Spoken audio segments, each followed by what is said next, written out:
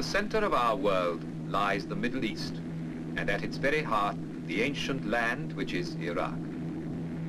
Two great rivers span its length, the Tigris and Euphrates. In the plain, made rich and fertile by their waters, the earliest civilizations known to man were born. Out of this ancient heritage, the citizens of one of the world's youngest nations are building a new life and a modern state.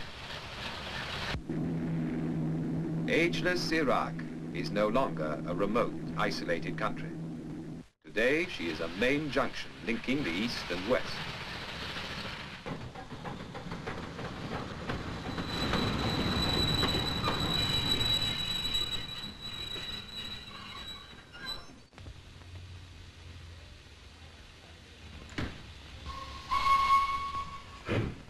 Her capital is Baghdad, a name that conjures up all the romance of Harun al-Rashid and the Arabian Nights of 1,000 years ago, when this was the fabulous capital of the Islamic world.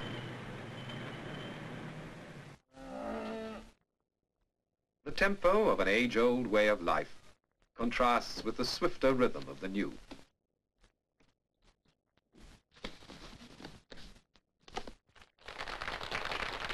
The 20th century has come to Baghdad, with steel and concrete, with shining cars and wide streets.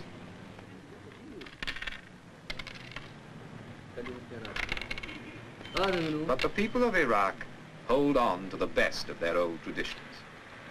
In the bazaars, you can see and hear them carrying on the art and exquisite craftsmanship that has been their pride for hundreds of years. 2,000 years before Christ, the world's first code of justice was laid down in the halls of Babylon. Today, in Baghdad, a modern police force upholds the laws of a sovereign state. Today, the streets of the city are alive with the bustle of a young people who are taking back from the West the means to a brighter future. And in their enjoyment of sport, the same is true.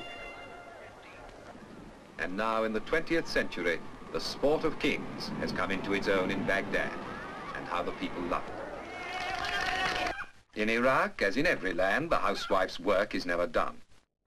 For their husbands, the day's work over, there is time to sip a glass of tea and talk of what the future holds in store for them and their children.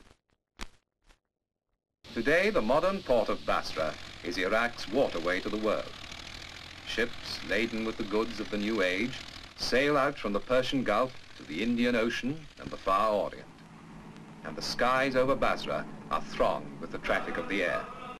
And yet, within a few minutes flying time of Basra is a strangely different world. You're back in another age. Here, amid lakes and marshes, water has created a way of life all its own.